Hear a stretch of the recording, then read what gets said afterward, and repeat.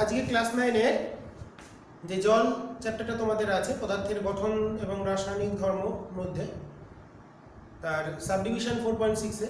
তো সেখানে আমি জল নিয়ে আজকে তোমাদের প্রথম ক্লাস নিতে শুরু করছি। তো ভিডিও বানাচ্ছি তোমাদের জন্য। তো আগের ভিডিওগুলো তোমরা যেমন দেখেছো আশা করি এটাও দেখবে এবং সুন্দর করে ভালো করে পড়ে নেবে সবাই। তো প্রথম আমাদের যেটা পড়তে হবে সেটা হচ্ছে জলে কতগুলি ভৌত ধর্ম সম্পর্কে আমাদের বুঝতে হবে।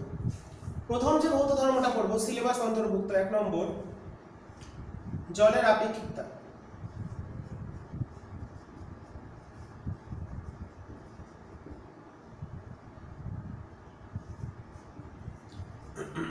স্পেসিফিক হিট, এটা আমরা এস দিয়ে লিখে আমরা জানি, তাপে আমরা পড়েছি। তো আপেক্ষিক তাপ সম্পর্কে আমাদের সবাইকারই ধারণা আছে। কি জানি, একক ভরের কোনো বস্তুর উষ্ণতা একক পরিমাণ বৃদ্ধি করতে বা পরিবর্তন করতে যে পরিমাণ তাপের প্রয়োজন তাকে বলে ওই পদার্থের আপেক্ষিক তাপ। প্রথমে আমরা ডেফিনেশনটা দেখে নিই। একক ভরের কোনো পদার্থের উষ্ণতা একক পরিমাণ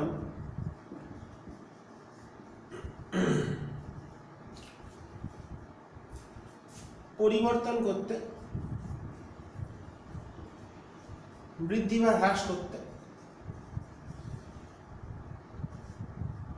যে পরিমাণ তাপ গ্রহণ, বৃদ্ধির ক্ষেত্রে গ্রহণ হবে, তাপ গ্রহণ করলে উষ্ণতা বৃদ্ধি পায়, বা বর্জন করতে হয়, তাকেই ওই পদার্থের উপাদানের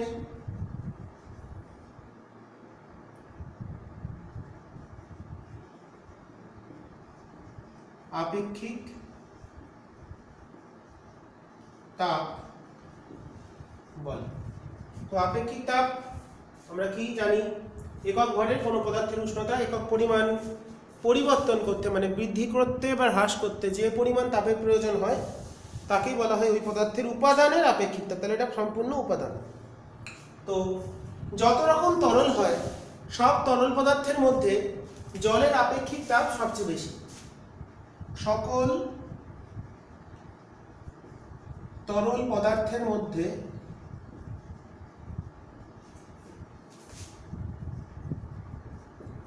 জলের আপেক্ষিক তাপ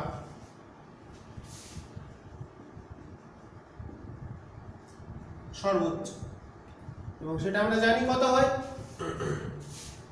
জলের এস ওয়াটার, জলের আপেক্ষিক তাপকে এস দিয়ে লিখি আমরা। Specific heat 1 calorie gram degree Celsius, gram inverse degree Celsius inverse, এটা হচ্ছে জলের আপেক্ষিক তাপ। আর এসআইতে গেলে 4200 joule kg inverse kelvin inverse, সেটা হলো এসআইতে। এটা হলো সিজিএস এ, এটা হলো এসআইতে।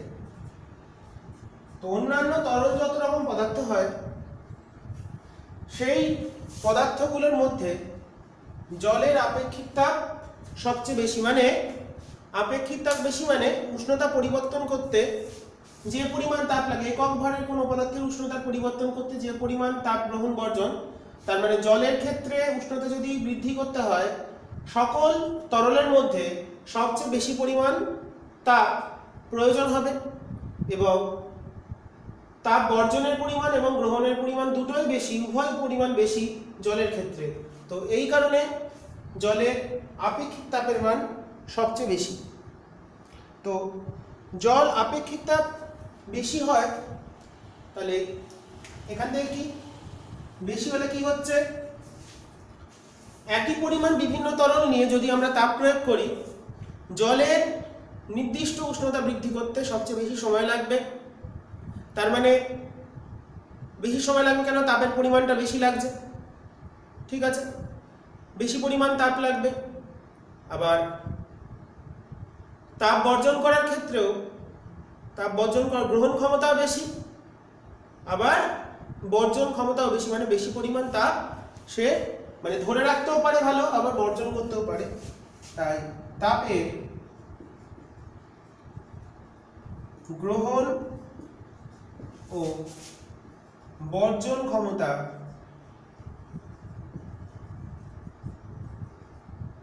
সবচেয়ে বেশি। যত তরল হয় তার মধ্যে জলের তাপ গ্রহণ করা এবং বর্জন করার পরিমাণ বেশি। আবার জলের ক্ষেত্রে একই পরিমাণ উষ্ণতা বৃদ্ধি বা হ্রাস করতে জলের ক্ষেত্রে যত সময় লাগবে অন্য তরলের ক্ষেত্রে তার থেকে কম সময় লাগবে। মানে জল বেশিক্ষণ তাপকে ধরে রাখতে পারে, আবার জল বেশি সময় ধরে তাপকে বর্জন করতে পারে, ঠিক আছে। একই পরিমাণ উষ্ণতা বৃদ্ধি করতে অন্যান্য তরলের তুলনায়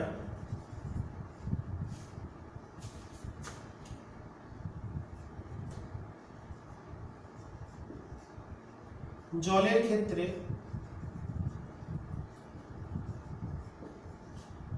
বেশি সময় লাগে।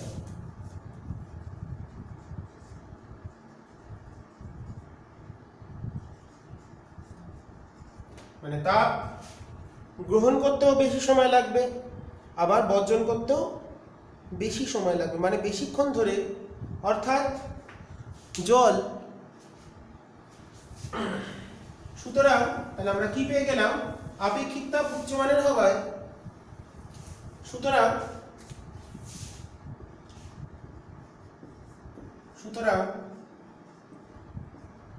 আপেক্ষিক তাপ উচ্চমানের হওয়ায় বা উচ্চমানের হয় বলে সকল তরলের তুলনায়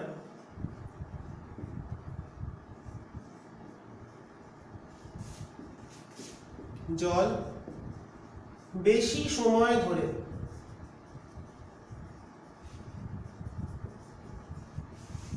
তাপকে ধরে রাখতে সক্ষম।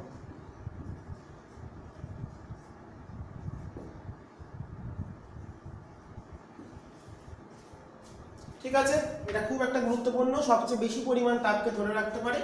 আমরা জিনিসটাকে যদি ম্যাথামেটিক্যালি দেখি, ধরো দুটো তরল আছে, ছবির মাধ্যমে দেখি বিষয়টা। ধরো আমরা দুটো পাত্র নিয়েছি,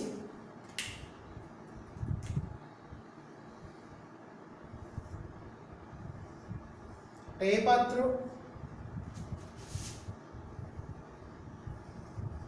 একটা বি পাত্র, দুটো কন্টেনার নিয়েছি আমরা। তো একটার মধ্যে জল আছে, একটার মধ্যে কিছু পরিমাণ জল আছে,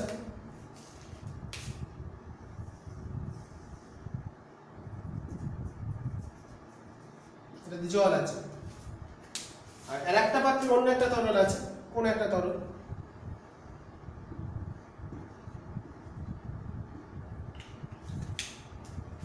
তো দুটোতে আমরা ভরটা সমান দেখিয়েছি, দুটোতেই ধরলাম এ বি পাত্র, এটাতে জল, এটা অপর তরল।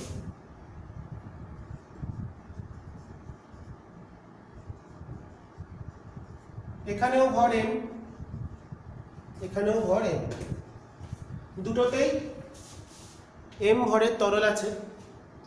এর আপেক্ষিক তাপ বললাম S1, এর আপেক্ষিক তাপ S2।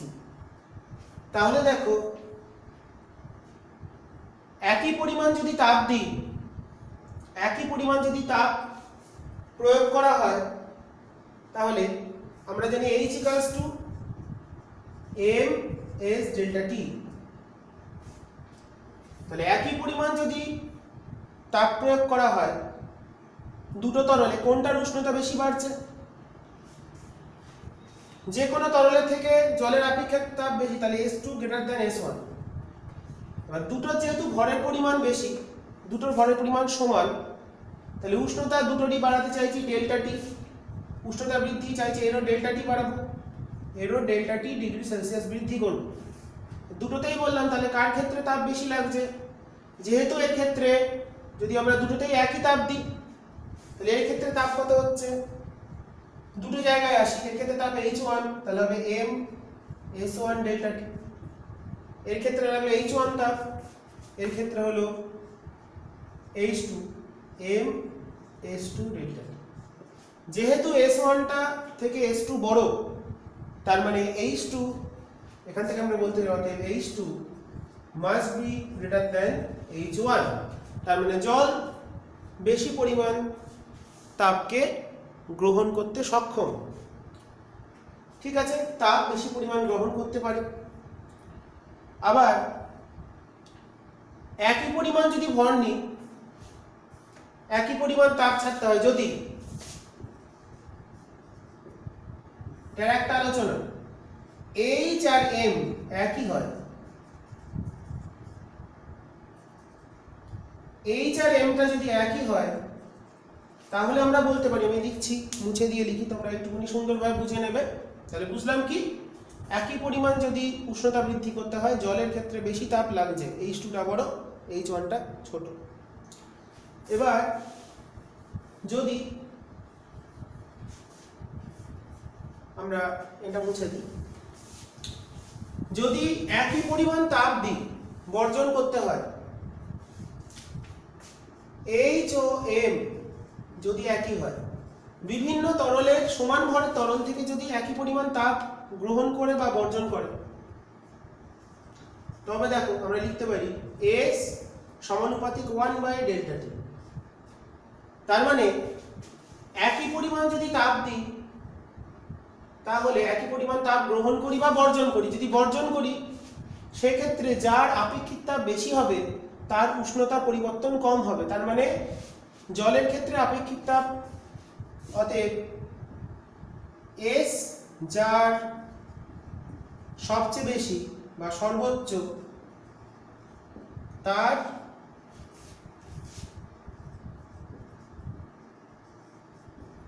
ডেল্টা টি কম হবে, মানে উষ্ণতার পরিবর্তন কম হবে। তার মানে সময় লাগবে, উত্তপ্ত হতেও সময় লাগবে, আবার উষ্ণতা ছাড়তেও বা উষ্ণতার কমতেও সময় লাগবে। তার মানে আপেক্ষিক তাপ যার সর্বোচ্চ সে বেশি সময় ধরে গরম হবে বা বেশি তাপ গ্রহণ করবে বা বেশি সময় ধরে ঠান্ডা হবে। এই নীতির উপর ভিত্তি করে আমাদের কতগুলো প্রশ্ন এখানে দেয়, প্রশ্নগুলো আমি বলে দিচ্ছি, তোমরা উত্তর লিখবে এই যুক্তি দিয়ে।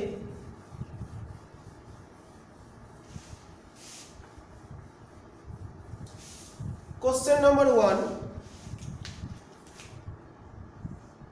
সেঁক দেওয়ার বোতলে,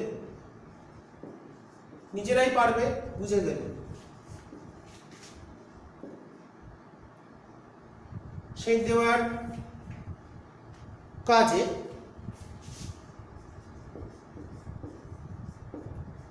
জল ব্যবহার করা হয় কেন?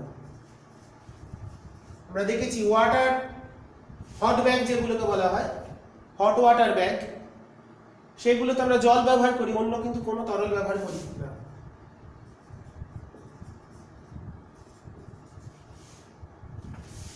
চেষ্টা করবে লেখার, জলের আপেক্ষিক তাপ সবচেয়ে বেশি, তাই উষ্ণতা বর্জনের জন্য সময় লাগবে, তার মানে জলটা অনেকক্ষণ ধরে গরম থাকবে। তাহলে কি হলো, জলটা যেহেতু আপেক্ষিক তাপ সর্বোচ্চ, তাই জলের উষ্ণতার পরিবর্তন কম হয়।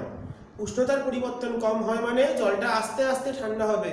অন্য তরল যত তাড়াতাড়ি শীতল হয়ে যাবে, সেঁক দেওয়ার বোতলে যদি জল ব্যবহার করি, সেঁক দেওয়ার হট ওয়াটার ব্যাগে, সেখানে জলের তাপ বর্জন করার জন্য বেশি সময় লাগবে, তাহলে বেশিক্ষণ তাপ ধরে রাখতে পারবে। ঠিক আছে, এটা একটা প্রশ্ন।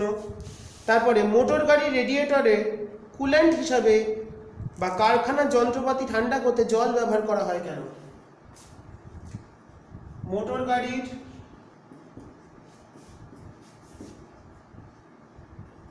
রেডিয়েটরে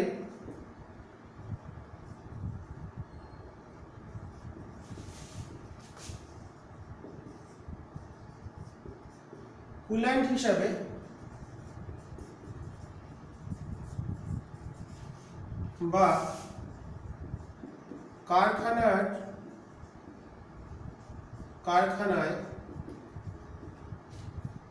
কারখানায় যন্ত্রপাতি ঠান্ডা করতে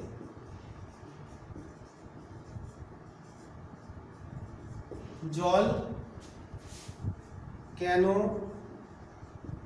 ব্যবহার করা হয়? আশা করি বোঝা গেল। কারণ জলের ক্ষেত্রে তাপ গ্রহণ ক্ষমতা বেশি, তাই সে কোনো একটা উষ্ণ বস্তুকে শীতল করতে গেলে তার থেকে যে তাপ গ্রহণ করবে সেটা গৃহীত তাপের পরিমাণ বেশি হবে, তাই সে সহজে ঠান্ডা করবে বা বেশি শীতল করতে পারবে। সেই জন্য মোটর গাড়ি রেডিয়েটরে কুল্যান্ট হিসাবে বা কারখানার যন্ত্রপাতি ঠান্ডা করতে আমরা জলকেই বেছে নিই, অন্য কিছু নয়। পরিবেশের উষ্ণতার তারতম্যের প্রভাব এবং সবসময় জীবদেহের উপর পড়ে না কেন?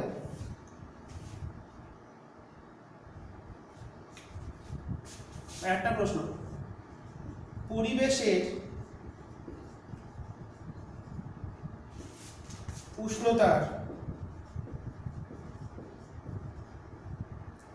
তারতম্যের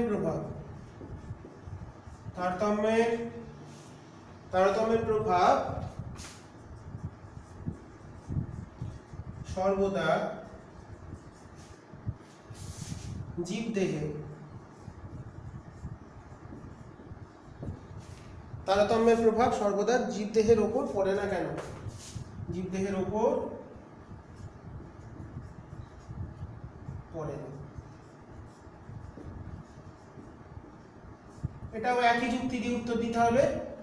আমাদের দেহের বেশিরভাগ অংশই জল, জল আমাদের জীবদেহের প্রধান উপাদান হচ্ছে জল।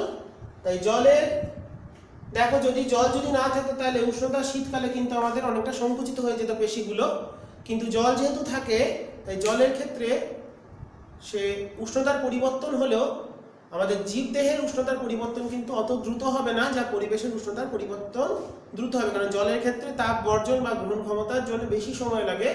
সেই জন্য পরিবেশের উষ্ণতার তারতম্য হলেও আমাদের জীবদেহে তার প্রভাব দেখতে পাওয়া যায় না। ঠিক আছে, এরপর চলে আসি তাহলে আপেক্ষিক তাপ সংক্রান্ত বিষয়টা হলো। এরপর আমাদের দ্বিতীয় বিষয় হলো জলের স্ফুটনাঙ্ক ও হিমাঙ্ক, দ্বিতীয় ভৌত ধর্ম। জলের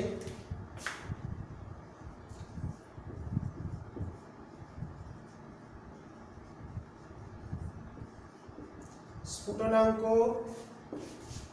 ও হিমাঙ্ক।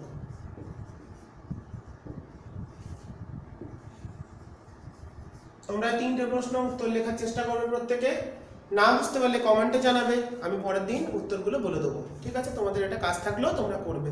এটা হোম অ্যাসাইনমেন্ট দিলাম তোমাদের চেষ্টা করার জন্য, আমি তো বুঝিয়ে দিলাম, এবার তোমরা নিজেদের ভাষায় লেখার চেষ্টা করবে, কোনো বইয়ের সাহায্য নেবে না, নিজে যা বুঝলে তার উপর উত্তর লেখার চেষ্টা করবে।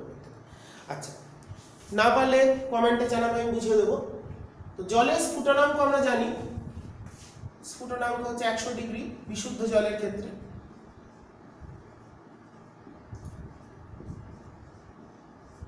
আর হিমাঙ্ক হচ্ছে বরফ জমে, জল জমে বরফে পরিণত হয় 20 ডিগ্রির পর থেকে, 0 ডিগ্রির পর থেকে, হঠাৎ করে 20 কেন বললাম, যাই হোক 0 ডিগ্রিতে গিয়ে হিমাঙ্ক বরফ জমতে শুরু করে। তো এই যে বিস্তৃত পাল্লা, এই বিস্তৃত পাল্লায় জল তরল অবস্থায় থাকে।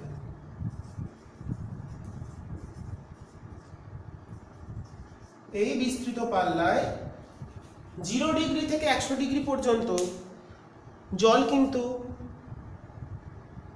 তরল অবস্থায় থাকে, যা কোনো প্রচলিত দ্রাবকের ক্ষেত্রে সেটা থাকে না। সেই জন্য বিভিন্ন দ্রাবক হিসাবে, ভালো দ্রাবক হিসাবে এটা অন্যতম তরল অবস্থায় থাকে, যা লিখি যা অন্য কোনো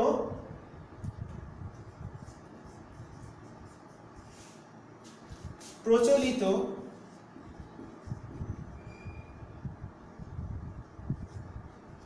দ্রাবকের ক্ষেত্রে দেখা যায় না।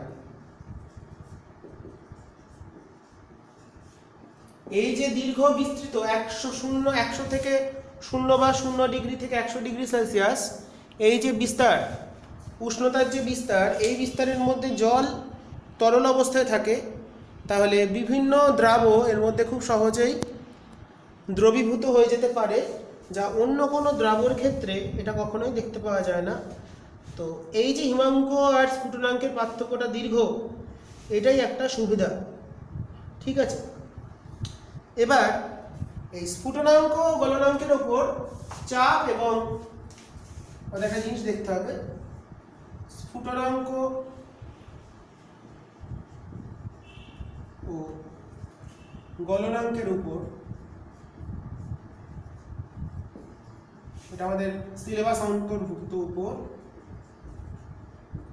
চাপ ও অপদ্রব্যের, অপদ্রব্য মানে অবিশুদ্ধি লিখে দিলাম, অবিশুদ্ধির মানে কিছু মেশালাম প্রভাব।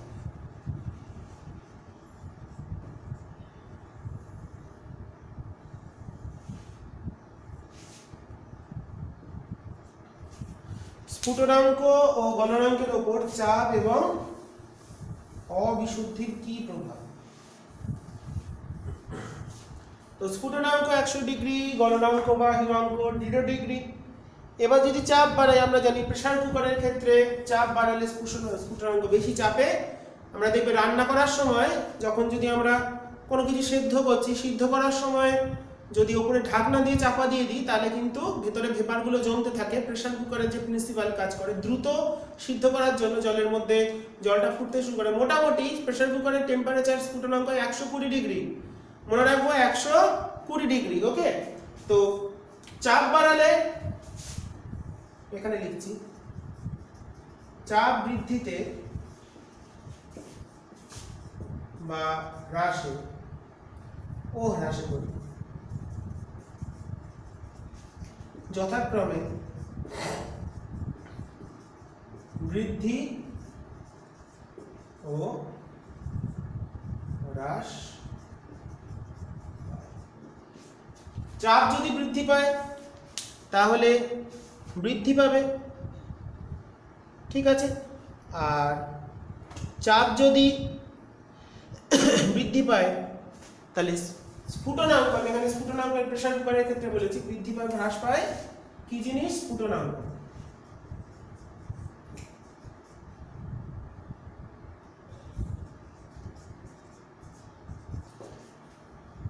আর চাপ যদি বেড়ে যায়, একটা পরীক্ষা আছে, সেই পরীক্ষাটা হলো বটনলির পরীক্ষা। তোমরা জানো কিনা জানি না, আমরা যখন পড়েছি, কেমন পরীক্ষা একটু দেখিয়ে দিই। একটা বরফের টুকরো নিয়ে বিজ্ঞানী কি করেছিলেন, একটা বরফের খণ্ডকে দু সাইডে আটকে দিয়েছেন, দু সাইডে সাপোর্ট দিয়ে আটকে দিয়েছে। আটকানো হয়ে যেতে পারে, কোনো অসুবিধা নেই, দুটো স্ট্যান্ডের মাধ্যমে দিয়ে, ঠিক বলে বটমলির পরীক্ষা।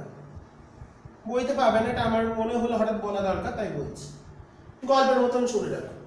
একটা বরফকে দিয়ে আমরা কি করেছি, ধরো বরফ খন্ড এরকম ভাবে আটকে রেখে দিয়েছি, দিয়ে এর সরু একটা তার দিয়ে এখানে বেঁধে, এইদিকে বেঁধে এখানে একটা ওয়েট ঝুলিয়ে দিয়েছি।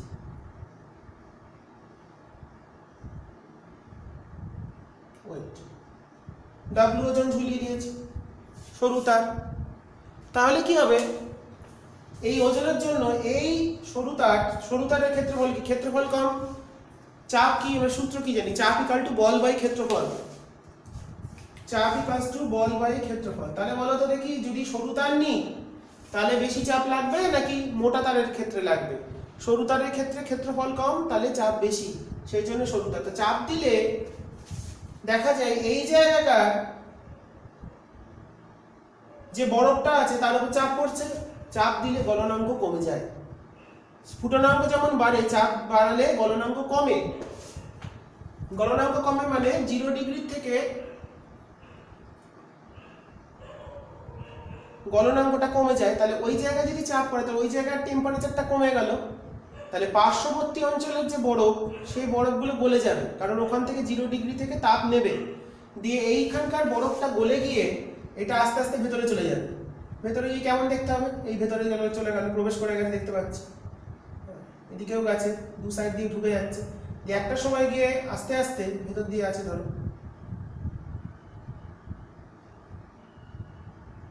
না, এখানটা আমরা তো এখানটা দেখিয়েছি, এখানটা এটা আস্তে আস্তে প্রবেশ করতে করতে করতে গিয়ে পুরো বেরিয়ে চলে যাবে। তার মানে চাপ বাড়লে গলনাঙ্কটা আমাদের কমে গেল, তাহলে কম উষ্ণতায় গলতে শুরু করলো।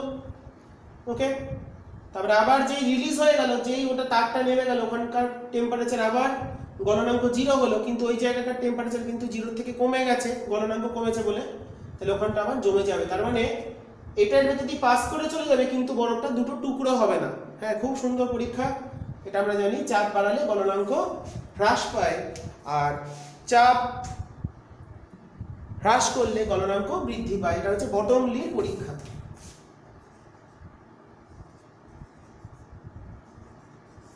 বটমলির পরীক্ষা তোমরা এটা নেটে সার্চ করে দেখতে পারো, এখন তোমাদের বইতে থাকে না হয়তো, বা তোমরা আগে ছোটবেলায় পড়ছো কিনা জানি না। বটমলির পরীক্ষা, এটা খুব ইম্পর্টেন্ট। তাহলে স্ফুটনাঙ্ক চাপ বৃদ্ধিতে এবং হ্রাসে কি হয়? বৃদ্ধি পায় ও হ্রাস পায়। আর গলনাঙ্ক কি হয়? গলনাঙ্ক চাপ বাড়লে কমবে, গলনাঙ্ক চাপ বাড়ালে কমবে, আর চাপ ব্যস্তানুপাতিক, কমালে বাড়বে। আমি আর কথাই লিখলাম না তোমাদের, এটা বটমলির পরীক্ষা বোঝা গেল। তার মানে তারটা আস্তে আস্তে নামছে, যখনই চাপ পড়ছে ওই জায়গাটার বরফের টেম্পারেচার কমে যাচ্ছে, কম উষ্ণ, কারণ বরফের টেম্পারেচার কত? নেগেটিভ হয়। এবার যেই আমরা ওটা চাপ দিলাম তখনটার গলনাঙ্কটা কমে গেল, ঠিক আছে, সে পারিপার্শ্বিক অঞ্চলের বরফ থেকে ওই জায়গাটা বরফটা গলে গেল, এবার তারটা প্রবেশ করে গেল, আবার চাপ হ্রাস পেলে গলনাঙ্ক বেরিয়ে গিয়ে 0-তে চলে এসছে, ওই জায়গাটার বরফটা জমে গেল, কারণ টেম্পারেচারটা 0 থেকে কমে আছে। এইভাবে করতে করতে আস্তে আস্তে তার সমেত ওয়েটটা, ওজনটা আস্তে আস্তে বাড়িয়ে চলে আসবে, কিন্তু তারটা বরফটা দুটো টুকরো হবে না। একই কারণে দু টুকরো বরফকে প্রশ্ন দিতে পারে, দুটো টুকরো প্রশ্নটা তোমাদের কাজ, দু টুকরো বরফকে চাপ দিয়ে ধরে রাখলে জুড়ে জুড়ে যায় কেন, এই সংক্রান্ত প্রশ্ন। প্রশ্ন দিয়ে দিই, দুটি বরফ খণ্ডকে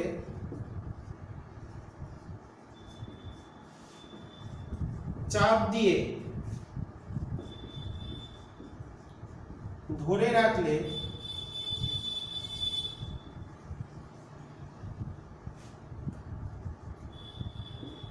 জোড়া লেগে যায়।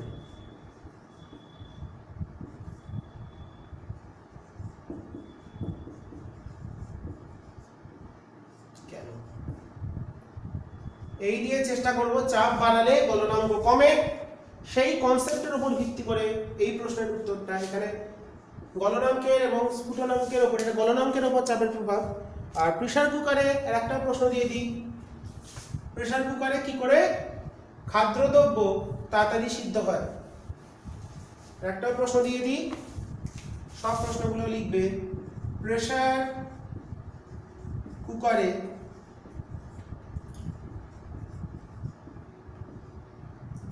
খাদ্যদ্রব্য দ্রুত সিদ্ধ হয়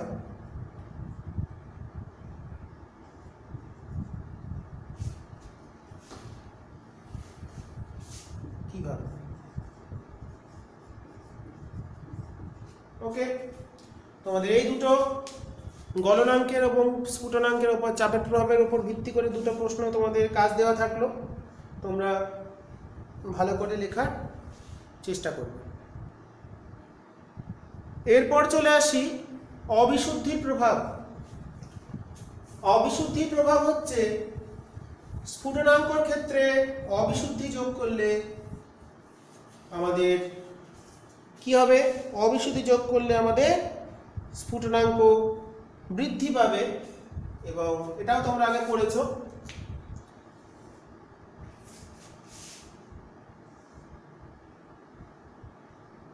জলের মধ্যে অবিশুদ্ধি যোগ করলে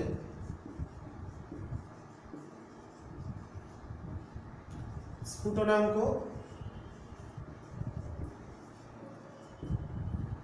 বৃদ্ধি পায়। জলের মধ্যে কোনো একটা পদার্থ দিলেই স্ফুটনাঙ্কটা কিন্তু বৃদ্ধি পাবে, যে কোনো পদার্থ দিলে। আর গলনাঙ্কের ক্ষেত্রে ঠিক উল্টো, অবিশুদ্ধি যোগ করলে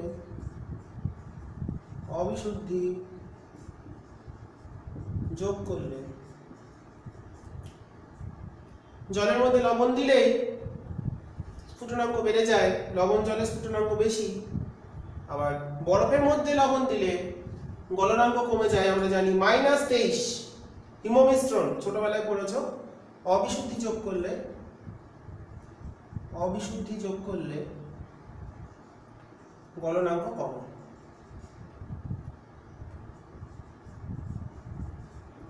গলনাঙ্ক কমে তার উদাহরণ হচ্ছে হিমমিশ্রণ, যার টেম্পারেচার হচ্ছে -23 ডিগ্রি। সেই জন্য আইসক্রিমের গাড়িতে আইসক্রিমকে সংরক্ষণ করতে, মাছ মাংস সংরক্ষণ করতে বরফের সঙ্গে লবণ মিশিয়ে দেওয়া হয় 3:1 অনুপাতে, তোমরা জানো সেটাকে হিমমিশ্রণ বলা হয়। হিমমিশ্রণের টেম্পারেচার -23 ডিগ্রি সেলসিয়াস। ওকে, এটা মনে রাখবো। তো এইগুলো আমাদের স্ফুটনাঙ্ক গলনাঙ্ক সম্পর্কে গেল।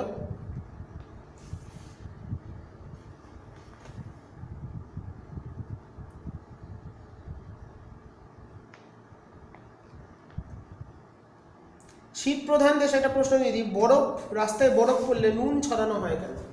প্রশ্ন, শীত প্রধান দেশে বরফ পড়লে নুন ছড়ানো হয় কেন?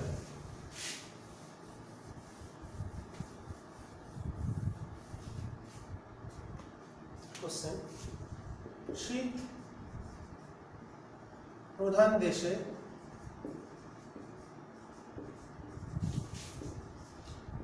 বরফ পড়লে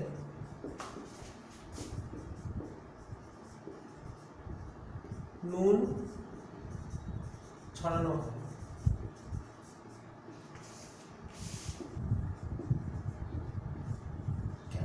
কালিটা একটু হালকা হয়ে আসছে, যাই হোক অন্য পেনটা দেখি কোথায় আছে।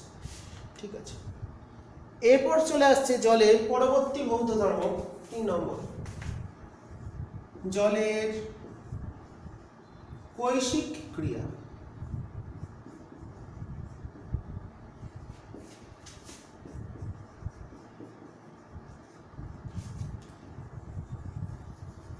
অ্যাসেন্ট অফ স্যাপ, রসের স্রোত।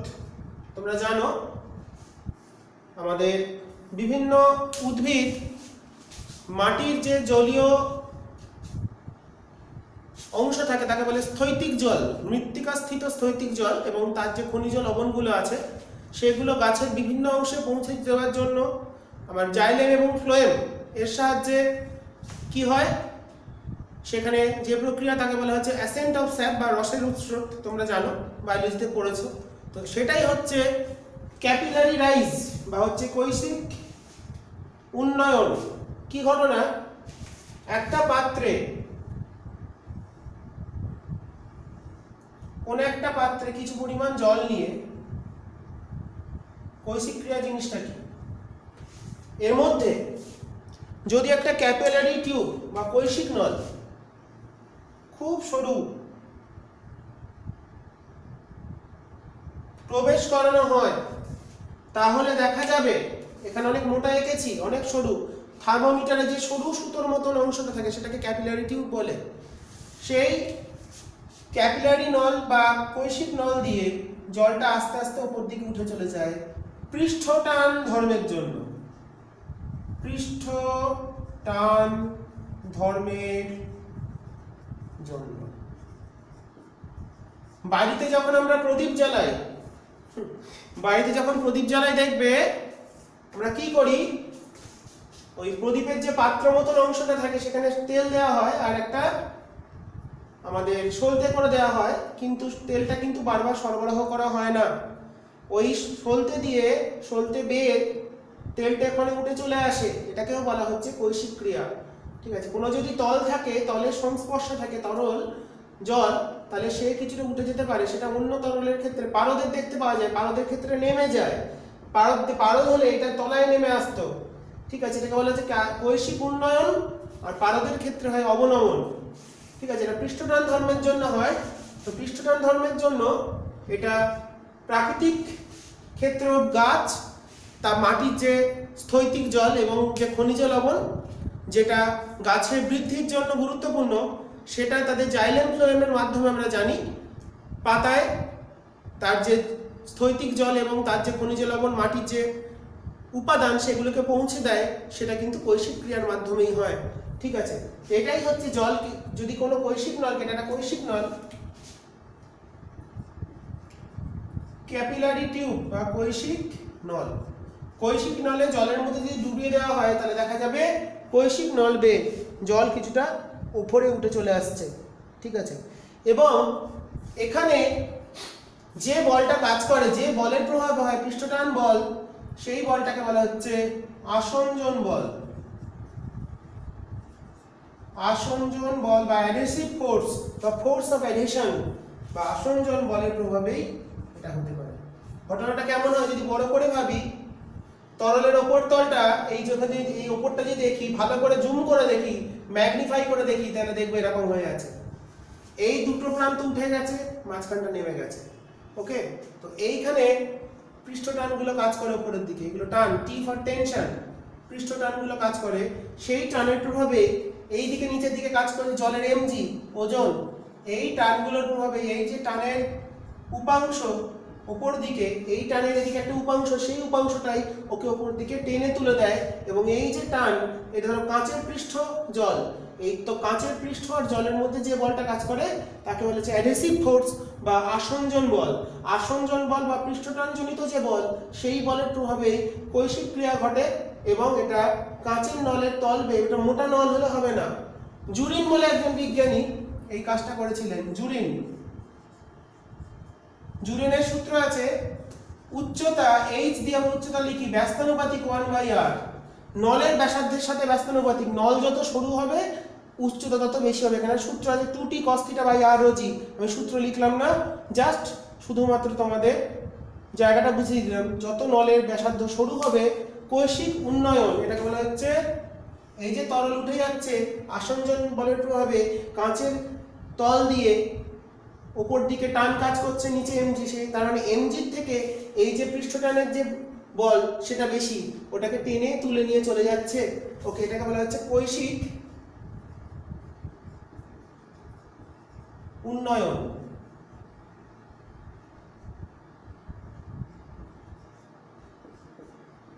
ওকে, এই নীতির উপর ভিত্তি করেই জলের মধ্যে কৈশিক ক্রিয়া হয়, এবং যা পদার্থের অণুগুলো মাধ্যাকর্ষণ যে বল তাকে অতিক্রম করে ওপর দিকে উঠে চলে যাচ্ছে, এটাই হলো আসঞ্জন বলের প্রভাবে হয়।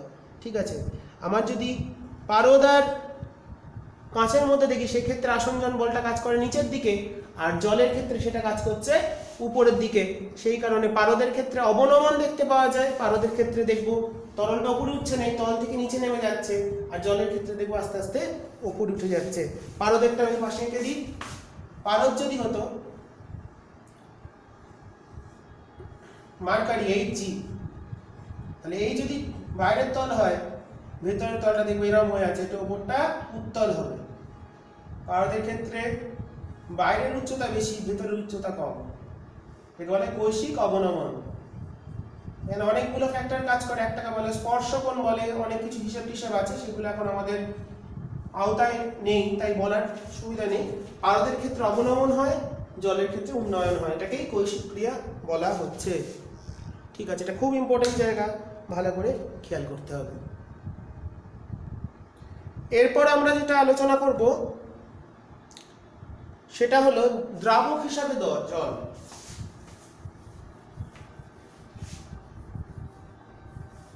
জল দ্রাবক হিসাবে জলের আগে বোঝার আগে আমাদের কতগুলো জিনিস বুঝে নিতে হবে।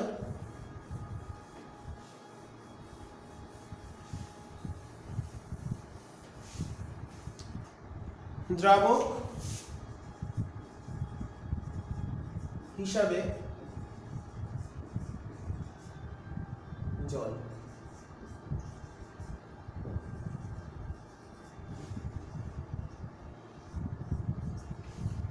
আচ্ছা জলের অণুর গঠন যদি আমরা দেখি, জলের অণুর গঠন হচ্ছে কৌণিক লুইস ডট গঠন। এটা আমরা ক্লাস 10 এ গিয়ে পড়বো, তাও আমি দেখিয়ে নিচ্ছি। জলের সংকেত H2O। জলের অণুর গঠন হচ্ছে কৌণিক গঠন। এখানে একটা অক্সিজেন থাকে, মূলতে দুটো হাইড্রোজেন থাকে। হাইড্রোজেনের চার্জ হলো, আধান হলো প্লাস ডেল্টা, এদিকেরও হলো প্লাস ডেল্টা, এর হলো -2 ডেল্টা। এগুলো এখানে হাইড্রোজেন ধাতব আয়নের মতন কাজ করে, তাই পজিটিভ, অধাতু বলে নেগেটিভ। অধাতুর ক্ষেত্রে আধান নেগেটিভ হয় বা যোজ্যতা -2, সেই জন্য ডেল্টা দিয়ে চার্জকে বোঝানো হয়। এবার এরম কৌণিক গঠন হওয়ার জন্য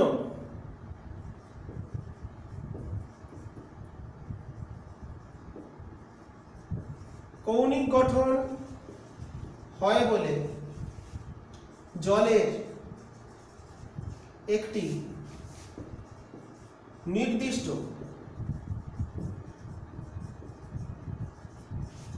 জলের একটি নির্দিষ্ট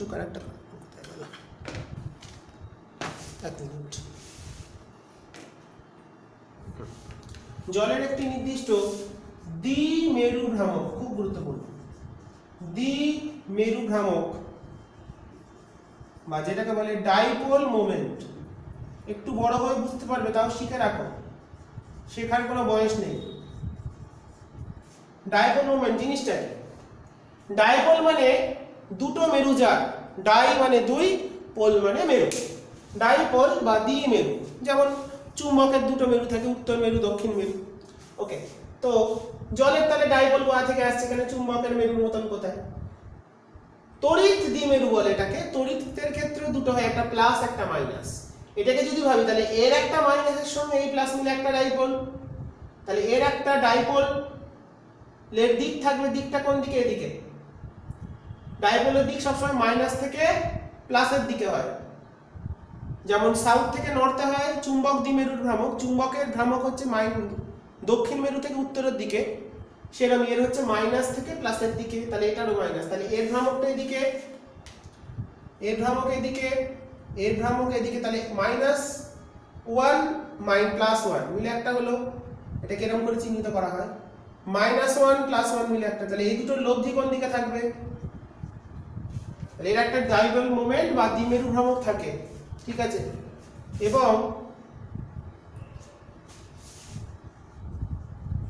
জলের দ্বিমেরু ভ্রামক বর্তমান, এটা কমপ্লিট করে দিই, বর্তমান, তাই জলকে বলা হয় পোলার দ্রাবক।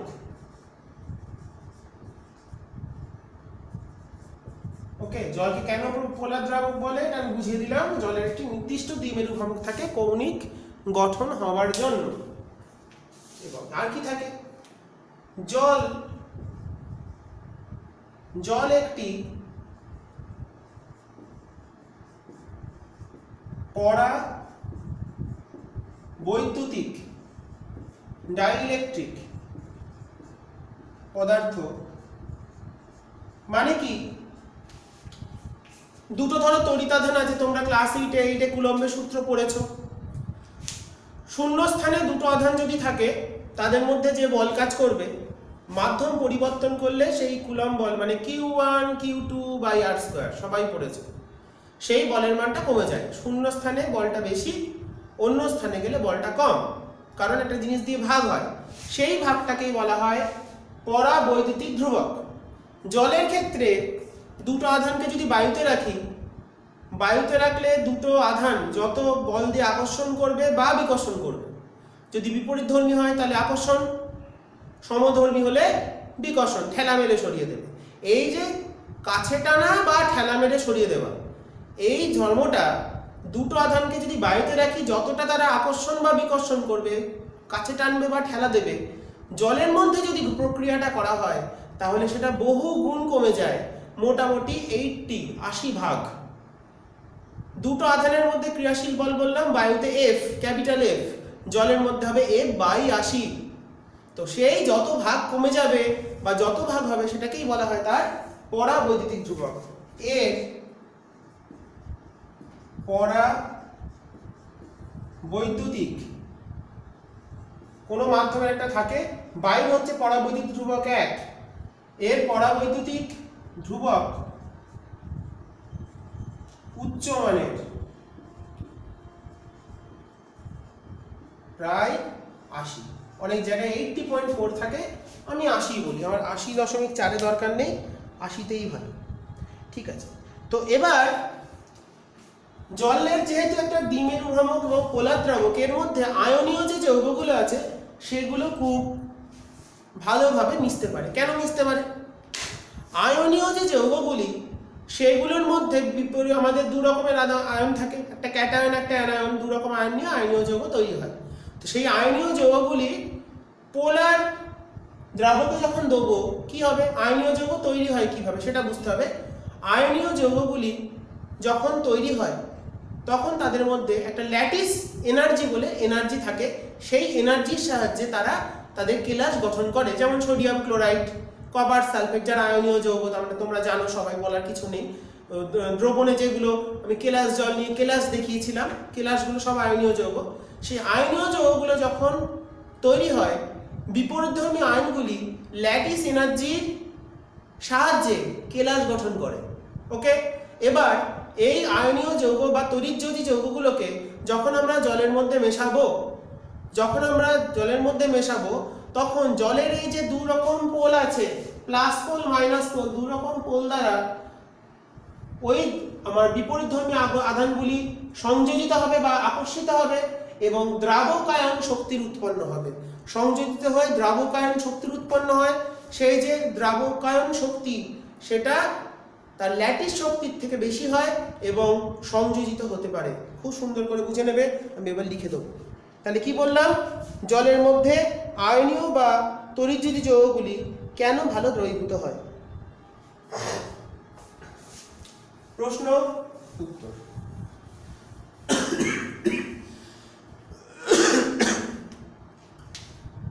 জলের মধ্যে প্রশ্নটা ইম্পর্টেন্ট।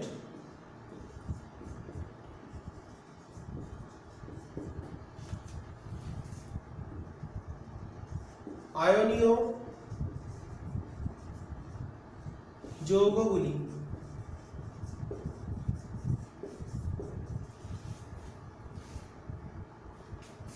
ভালো দ্রবীভূত হয় কেন? ওকে, তাহলে এই হলো আমাদের প্রশ্ন। তাহলে আমি কি বললাম, যখন ল্যাটিস শক্তির প্রভাবে তারা কেলাসটা গঠন করছে, এবার যখন আমরা জলের মধ্যে এই আয়নীয় যৌগগুলো দিয়ে দিচ্ছি, তখন আয়নীয় যৌগের মধ্যে যে দু রকমের আয়ন থাকে, ক্যাটায়ন এবং অ্যানায়ন, জলের যে দু রকম পোল, সেই পোলে বা মেরুতে গিয়ে সংযোজিত হয় এবং কি শক্তির উৎপন্ন হয়? দ্রাবকায়ন শক্তি। দু রকম শক্তি, ল্যাটিস শক্তি, একটা হলো দ্রাবকায়ন শক্তি। কেলাস গঠন হতে লাগে হচ্ছে ল্যাটিস শক্তি। ল্যাটিস শক্তি ব্যবহার করে কেলাসগুলো গঠন হলো, জলের মধ্যে দিলাম, আয়নগুলো সংযোজিত হয়ে বিপরীতধর্মী মেরু দ্বারা বা আধান দ্বারা দিয়ে দ্রাবকায়ন শক্তির সৃষ্টি হয়। এই দ্রাবকায়ন শক্তিটা ল্যাটিস শক্তির থেকে বেশি হয়, এটা তোমরা লিখবে, তোমাদের বুঝিয়ে দিলাম, এটা তোমাদের কাজ থাকলো। দ্রাবকায়ন শক্তির মান তাহলে ল্যাটিস শক্তির থেকে বেশি হয় এবং জলের মধ্যে আয়নীয় যৌগগুলি খুব ভালো দ্রবীভূত হতে পারে। একই রকম বলতে পারি NaCl, KCl এগুলো কেন জলে খুব ভালো দ্রবীভূত হয়, যুক্তি দাও বা লেখো। ঠিক আছে, এরপর চলে আসি অ্যালকোহল, অ্যামোনিয়া, গ্লুকোজ প্রভৃতি সমযোজী যৌগ জলে কিভাবে দ্রবীভূত হয়। এটা একটা ইম্পর্টেন্ট কোশ্চেন। সব সমযোজী যৌগ জলে দ্রবীভূত না হলেও অ্যালকোহল, আমাদের গ্লুকোজ, অ্যামোনিয়া এই যৌগগুলি, অ্যালকোহল, গ্লুকোজ,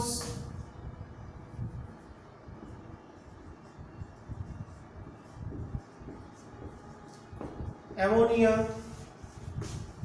খুব দ্রাব্য জলের মধ্যে। অ্যামোনিয়া জলে খুব বেশি পরিমাণ দ্রাব্য।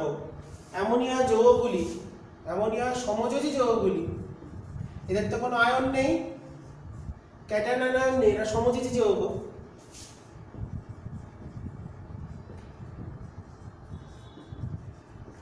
জলে দ্রবীভূত হয়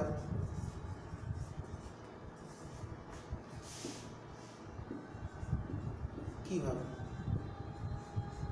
এদের ক্ষেত্রে সমযোজী যৌগের ক্ষেত্রে হাইড্রোজেন, জলের যে অক্সিজেন আছে সেই অক্সিজেনের ক্ষেত্রে জলের যদি অণুর গঠন দেখি, এর ক্ষেত্রে একজোড়া অক্সিজেন আবার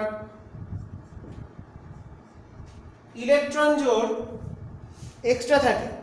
তো সেই অ্যালকোহল, অ্যামোনিয়া, গ্লুকোজ এই জলের মধ্যে হাইড্রোজেন বন্ধন গঠন করতে পারে। ঠিক আছে, এবং হাইড্রোজেন বন্ধন গঠন করে আমাদের অ্যালকোহলের ক্ষেত্রে সংকেত C2H5OH, ওকে, আমাদের গ্লুকোজের সংকেত জানি C6H12O6, অ্যামোনিয়া হচ্ছে NH3। এরা প্রত্যেকেই জলের মধ্যে যখন যায় গিয়ে কি তৈরি করে মনে রাখতে হবে, হাইড্রোজেন বন্ধন। এটা তোমরা ক্লাস 11-এ গিয়ে কেমিস্ট্রিতে ডিটেইলসে পড়বে হাইড্রোজেন বন্ধনটা কি করে হচ্ছে, গঠন করে। একদম সহজ জিনিস। আবার যদি জেনে রাখি জলের মধ্যে গিয়ে এরা হাইড্রোজেন বন্ধন গঠন করতে পারে এবং জলে দ্রবীভূত হয়। এটা খুব একটা ইম্পর্টেন্ট প্রশ্ন ছিল। তাহলে অ্যালকোহল বা সমযোজী যে যৌগগুলো জলের মধ্যে দ্রবীভূত হয় সেটা কিসের মাধ্যমে হয়? হাইড্রোজেন বন্ধন গঠন করে জলে দ্রবীভূত হতে এদের সাহায্য করে। ঠিক আছে, এই হচ্ছে আমাদের জলের মধ্যে অ্যালকোহল, গ্লুকোজ, অ্যামোনিয়া এগুলো কিভাবে দ্রবীভূত হয় তার ব্যাখ্যা। এরপর চলে আসি জলকে সার্বজনীন দ্রাবক কেন বলে, বা জল একটি হলো সার্বজনীন দ্রাবক। আমি পয়েন্টগুলো বলেই দিয়েছি, কি কি পয়েন্ট সেগুলোকে আরেকবার আমি রিপিট করব। জল হলো সার্বজনীন দ্রাবক।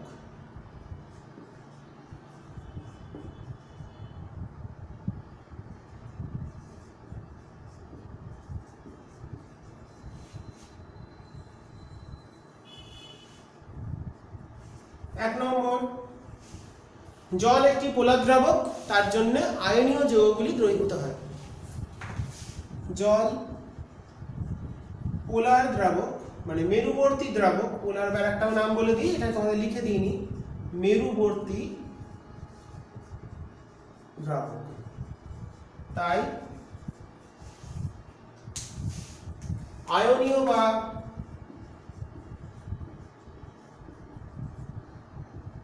তড়িৎযোজী যৌগগুলি, তড়িৎযোজী যৌগগুলি দ্রবীভূত হয় দ্রাবকায়ন শক্তি ব্যবহার করে। ওই কথাটা লিখলাম 2 নম্বর। এক মিনিট, একটু কালি পড়ে নি।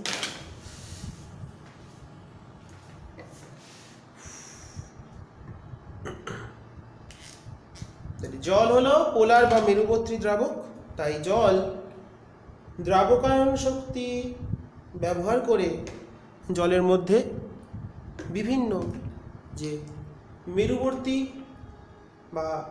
বলছি আয়নীয় বা তড়িৎজ যে যৌগগুলো থাকে সেগুলো দ্রবীভূত হতে পারে। তারপরে চলে আসবো, জল কি হাইড্রোজেন বন্ধন গঠন হয় জলের মধ্যে। এটা একটা বৈশিষ্ট্য জলের, যেটা অন্য কোনো তরলের ক্ষেত্রে হয় না, সেটা জলের ক্ষেত্রে হয়। সেই হাইড্রোজেন বন্ধন গঠন করে বিভিন্ন সমযোজী যৌগগুলো দ্রবীভূত হতে পারে। হাইড্রোজেন বন্ধন গঠনের মাধ্যমে জল, মনে রাখবো জলের ভেতরে একটা অণুর সঙ্গে অন্য অণু হাইড্রোজেন বন্ধন গঠন করে থাকে। হ্যাঁ, জলের একটা অণু অন্য অণুর সঙ্গে, সেই জন্য জল সাধারণ অবস্থায় তরল, গ্যাসীয় নয়, মানে অণুগুলো পরস্পরের সঙ্গে যুক্ত আছে বন্ধনের সাহায্যে, সেটাই হলো হাইড্রোজেন বন্ধন। যে বন্ধনের সাহায্যে জলের মধ্যে একটা অণু অপর অণুর সঙ্গে সংযোজিত হয়ে থাকে, জুড়ে থাকে এবং সাধারণ উষ্ণতায় জলকে তরল অবস্থায় থাকতে দেয়, সেটাই হলো হাইড্রোজেন বন্ধন। আচ্ছা, হাইড্রোজেন বন্ধন গঠনের মাধ্যমে জল বিভিন্ন সমযোজী যৌগকে দ্রবীভূত করে। ওকে, 3 নম্বর, জলের বা জল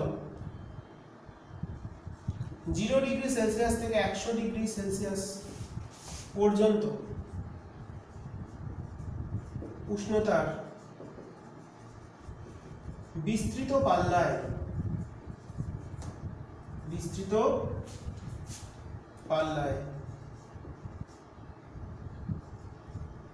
তরল থাকতে পারে। প্রধান 3টে পয়েন্ট আমি লিখে দিলাম। এছাড়াও জল হচ্ছে বিষাক্ত নয়, জলের মধ্যে দ্রাবক হিসেবে ব্যবহার করতে পারি, জলটা খুব সহজলভ্য বিষয়, আমাদের কাছে খুবই সহজ জলকে পাওয়া। তো সেই পয়েন্টগুলো, প্রধান এই 3টে পয়েন্ট কিন্তু জলকে সার্বজনীন দ্রাবক কেন বলা হয়, এই 3টে পয়েন্ট কিন্তু আবশ্যিক আমাদের জলের ক্ষেত্রে আমাদের বলতেই হবে। এরপর আমরা চলে যাব পরবর্তী যে আলোচনা, সেটা হচ্ছে জলের ক্ষরতা। এছাড়াও কিছু আলোচনার বিষয় আছে, সেগুলো আমি লাস্টে আবার ফিরে আসব। বেসিক জায়গাগুলো, সবচেয়ে গুরুত্বপূর্ণ জায়গা এই চ্যাপ্টারে জলের ক্ষরতা। তো লিখি জলের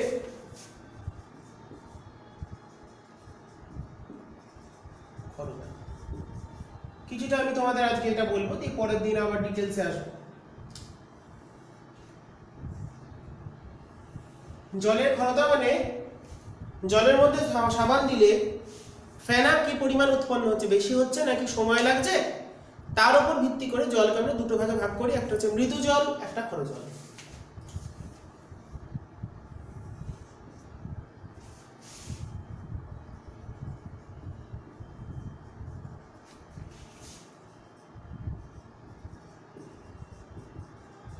ঠিক আছে, তাহলে দু রকম হলো, একটা হচ্ছে মৃদু জল, একটা ক্ষর জল। ক্ষর জল কি? যে জলে সাবান দিলে প্রথমে তো ফেনা উৎপন্ন হবে না, সাদা অধক্ষেপ পড়বে, তারপর অতিরিক্ত পরিমাণ সাবান দিলে আংশিক বা সামান্য ফেনা উৎপন্ন হবে, তাকে বলা হচ্ছে ক্ষর জল। যে জলে সাবান ঘষলে প্রথমে সাদা অধক্ষেপণ পড়ে,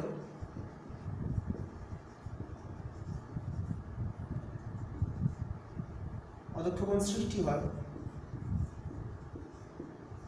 ও পরে অতিরিক্ত পরিমাণ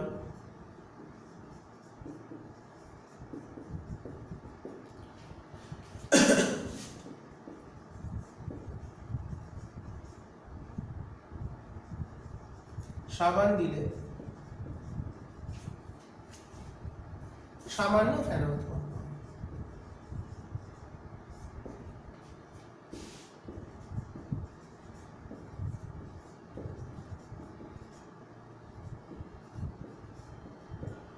তাকেই বলা হচ্ছে ক্ষরজল। তাহলে যে জলে সাবান ঘষলে প্রথমে একটা সাদা অধঃক্ষেপণ তৈরি হবে, তারপর যদি আরও বেশি পরিমাণ সাবান ঘষি তাহলে সামান্য একটি ফেনা উৎপন্ন হবে, তাকেই বলা হচ্ছে আমার ক্ষরজল।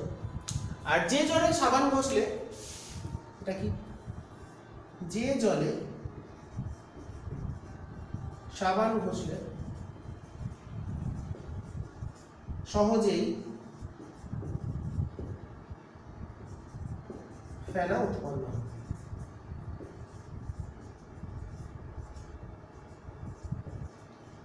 যেমন আমাদের বলতে পারি নদীর জল, কুয়োর জল, এগুলো ঝর্ণার জল। আর খরা জলের মধ্যে বলতে পারি ধরো আমাদের পাতিত জল, মানে ডিস্টিল ওয়াটার, আয়নমুক্ত জল, এগুলো হচ্ছে পাতিত জলের উদাহরণ। ওকে, কম ফেনা উৎপন্ন, যেমন সমুদ্রের জলে অনেক সময় কম ফেনা উৎপন্ন হয়, ঠিক আছে। তো সেই জন্য ওই সমুদ্রের থেকে স্নান করে এসে বলা হয় বেশি পরিমাণ সাবান দিয়ে, বেশি পরিমাণ জল দিয়ে, বিশুদ্ধ জল দিয়ে আমাদের স্নান করতে হয়, নাহলে সাবানের ফেনা যায় না। সমুদ্রের জলে বেশি পরিমাণ জল দিয়ে ধুতে হয়, তো সেক্ষেত্রে ক্ষরজলটা বলা যেতে পারে। তো দু রকম হলো। তো এবার ক্ষরজল কেন হয়, জলে কেন ফেনা উৎপন্ন হবে না? জলের মধ্যে আমাদের মনে রাখতে হবে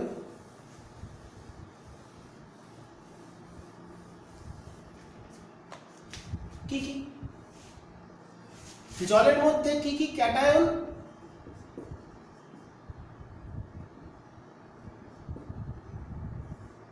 আর কি কি অ্যানায়ন, এই কটা মনে রাখতে হবে। এই ক্যাটায়ন অ্যানায়ন সমন্বিত যে কোনো একটি লবণ থাকলেই আমাদের জলটা ক্ষরক হবে। কি কি? Calcium 2+, magnesium 2+, ferrous 2+, ferric 3+। ওকে, তাহলে চারটি ক্যাটায়নের মধ্যে যে কোনো একটা ক্যাটায়ন থাকতে হবে। আর সালফেট, ক্লোরাইড, বাইকার্বনেট, অ্যানায়নগুলোর মধ্যে যে কোনো একটা অ্যানায়ন থাকতে হবে। মানে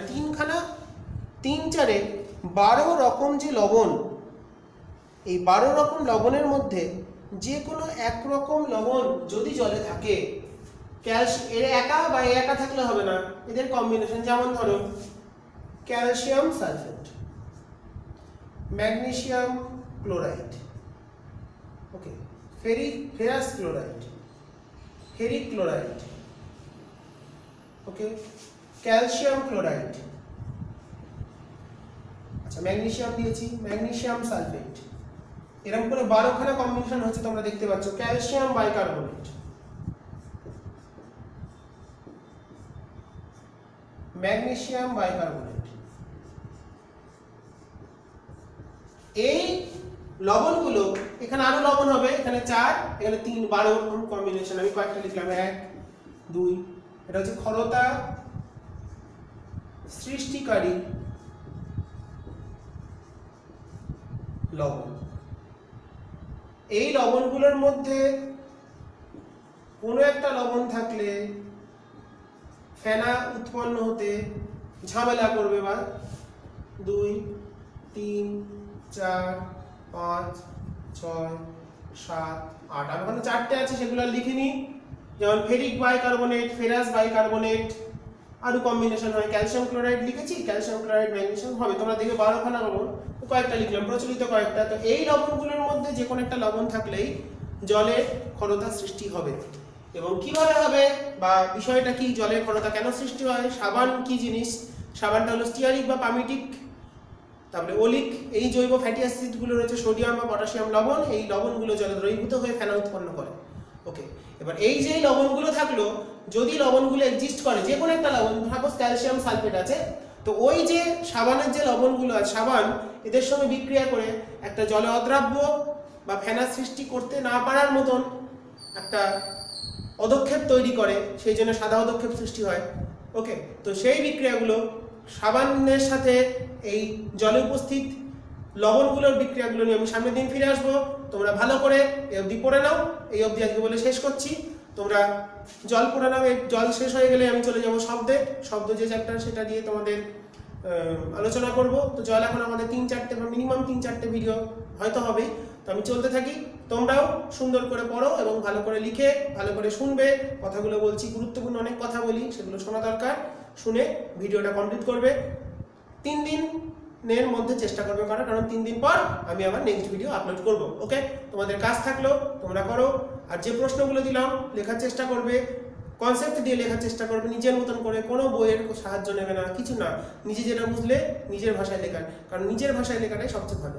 লিখতে পারবে এবং আশা করি বুঝে গেছো যেগুলো বুঝিয়েছি। আর না বোঝার কিছু নেই। আর এইখানটা আমি কন্টিনিউ করবো সামনের দিন, এখান থেকেই শুরু হবে জলের ক্ষরতা থেকে। তো তোমরা দেখতে থাকো, আমি আমার মতো চলতে থাকি, তোমরা ভালো করে পড়তে থাকো। এই বলে আজকে শেষ করছি। আবার পরের দিন আমরা এই চ্যাপ্টারটা কন্টিনিউ করবো। সবাই মন দিয়ে পড়াশোনা করো।